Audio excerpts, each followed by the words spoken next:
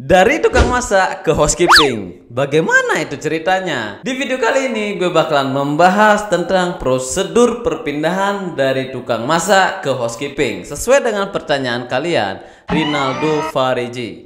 Untuk pindah dari cook ke HK, prosedurnya gimana ya, Bli? Nah, sekarang gue bakalan bahas ya guys, sesuai dengan pengalamannya Opa Uye. Sebenarnya untuk pindah ke departemen lain itu ya memerlukan waktu yang lumayan juga, dan tergantung dari keberuntungan kalian ya. Sebelum gue menceritakan perpindahan gue bakalan ceritakan dulu bagaimana gue memilih tukang masak dan kenapa gue pindah. Di kontrak pertama ini, gue sebagai tukang masak berdasi kuning, karena siapapun itu di kontrak pertama di tukang masak itu dasinya dasi kuning ya guys.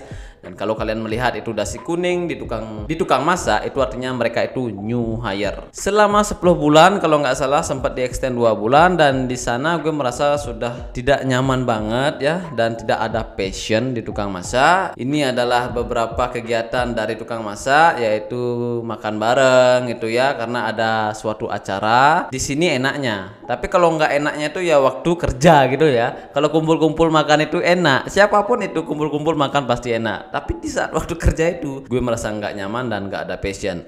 Dan di kontrak pertama ini gue berusaha untuk pindah ke departemen lain, dan gue menuju ke HR dan gue tanyakan, dan mereka bilang harus 1 kontrak penuh baru bisa melamar ke departemen lain. Dan di saat itu juga nggak ada lowongan, makanya gue memberanikan diri ke HR. Dan di saat itu gue bersabar dan gue tuntas 1 kontrak. Wow. Dan selanjutnya itu gue pulang dan gue mencoba bertanya ke agent gue di saat itu.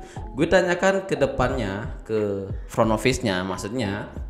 Gue tanyakan, "Mbak, saya pengen banget pindah dari tukang masak ke housekeeping, apakah bisa? Apapun itu posisinya, seperti laundry atau PA, aku terima." Dan mereka bilang, "Tidak bisa, kamu itu harus resign dulu dari kapal pesiar, setelah itu kamu melamar ulang."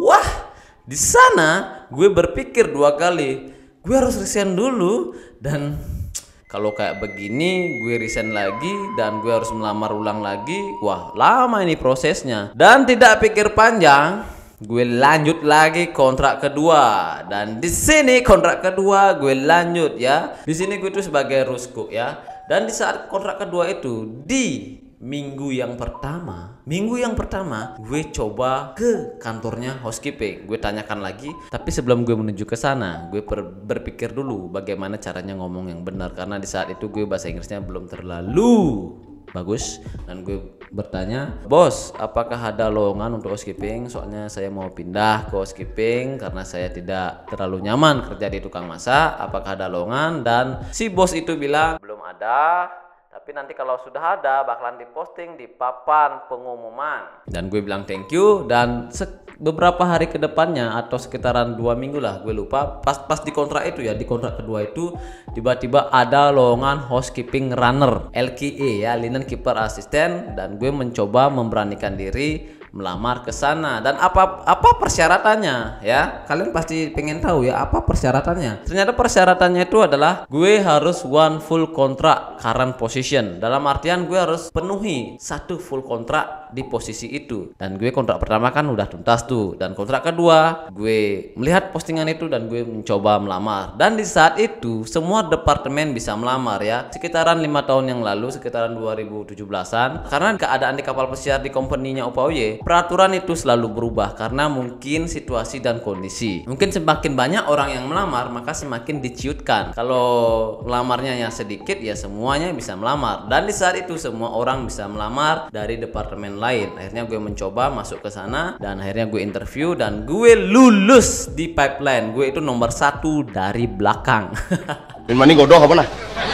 Karena di sini itu gue basic nggak ada di housekeeping, sumpah nggak ada di housekeeping. Gue itu kuliahnya di tukang masak, dan gue mencoba memberanikan diri. Akhirnya gue dilulusin, tapi nomor terakhir karena skornya tidak terlalu tinggi. Jadi persyaratannya itu ya dulu karena mereka itu perlu orang. Ya di saat itu posisi housekeeping runner itu baru ya guys, baru dalam artian sebenarnya ada runner, tapi tugasnya runner yang dulu itu dibagi 2 karena mungkin pekerjaannya terlalu banyak, jadi dibagi 2. Ada ada deck runner dan linen runner. Jadi seperti itulah ya, dibagi dua, dan akhirnya posisi itu dibuka housekeeping runner atau LKA. Hanya gue mencoba dan melamar dan lulus ya. Dan di saat itu banyak yang melamar dan gue nomor yang terakhir, tidak masalah. Akhirnya gue pipeline nomor belasan. Nah, di kapal itu nomor belasan sekitaran nomor 14 di kapal itu. Tapi kalau digabungin semua kapal yang di Royal, gue itu nomor ratusan guys ya.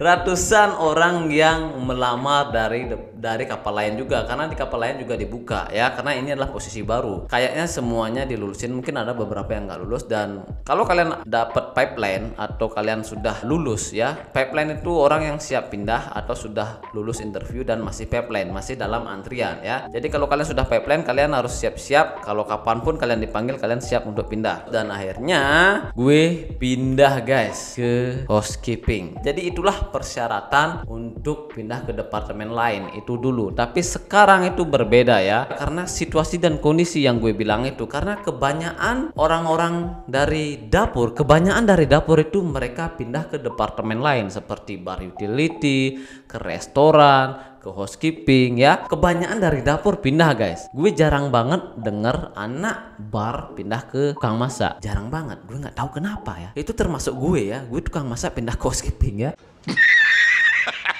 Karena gue passionnya di housekeeping. Dan untuk sekarang itu berubah, karena situasi dan kondisi yang gue bilang tadi itu, sekarang itu lebih diciutkan lagi kalau ada lowongan di housekeeping. Jadi para bos-bos itu mengambilnya itu dari anak housekeeping dulu. Misalnya PAA, housekeeping runner ya. Housekeeping runner itu emang banyak peminatnya, karena ya nice, kalian tahu lah ya, peminatnya banyak, dan banyak dari PA itu yang tertarik pada housekeeping runner. Dan untuk departemen lain itu tidak bisa melamar. Sekarang itu aturannya. Jadi kalau kalian pengen ke housekeeping runner, kalian harus ke PA dulu, baru bisa melamar. Kalau ada lowongan, baru bisa melamar ke housekeeping runner. Nah, prosesnya itu gimana? Proses kalian pindah dari dapur ke PA itu gimana? Sebenarnya PA itu public area attendant tidak pernah gue lihat selama 6 tahun ini di posting, di job posting di papan itu ya, tidak pernah gue lihat. Dan menurut pengalaman teman-teman gue yang mau pindah ke housekeeping, mereka itu perlu persetujuan antara departemen kalian, head departemen kalian, sama head departemen dari posisi yang kalian lamar. Kalian bawa ke HR, perlu persetujuan dari hotel direktur, banyaklah pokoknya persyaratannya ya.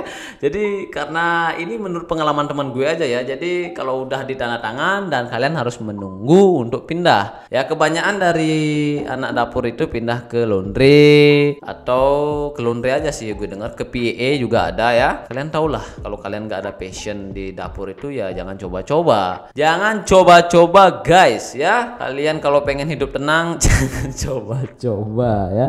Kalau kalian passionnya housekeeping aja pilih.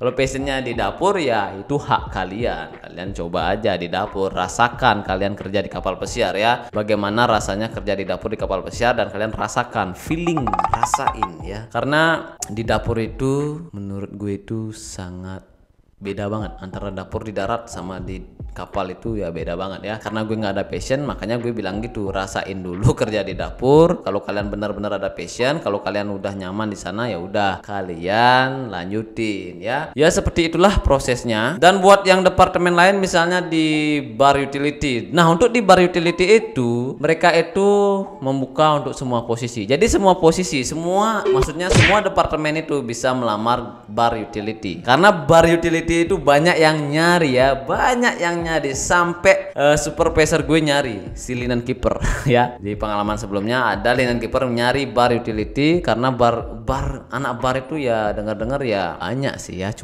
banyak cuannya. Jadi bar utility itu semua departemen bisa melamar, dan untuk housekeeping tidak bisa untuk saat ini ya, dikhususkan untuk departemen fokus untuk anak buah departemen itu saja. Misalnya ya seperti tadi gue bilang itu, kalau ada lowongan basuh atau housekeeping runner, yang diutamakan adalah pool attendant atau PAA ya, yang masih satu departemen gitu ya. Dan untuk hal-hal yang lain misalnya restoran, misalnya kalau restoran itu gue jarang lihat postingan restoran ya, jarang gue lihat postingan restoran, maksudnya di Krumes itu ya, kayak restoran attendant. Paling yang diposting restoran itu adalah asisten waiter sama waiter, itu aja yang diposting, dan supervisor dan ke atasnya itulah. Untuk yang paling bawah itu jarang, posisi yang paling bawah itu jarang diposting di kapal pesiar, paling yang di atasnya itu aja. Buat kalian ini saran dari gue, kalau kalian pengen kerja di kapal pesiar itu pikir 2 kali untuk memilih posisi ya. Pastikan kalian itu nyaman di posisi itu, nyaman dulu lah. Uang itu bisa dicari, yang penting nyaman dulu lah. Kalau udah nyaman ya kalian pasti bakalan enjoy kerja di kapal pesiar, tidak tertekan gitu ya, kalian bisa gemuk gitu ya. Dan lihatlah ini tampang gue ya, bahagia banget pindah dari dapur ya. Ya jadi itu saja prosesnya ya, itu saja proses prosedur pindah dari departemen lain. Bye bye.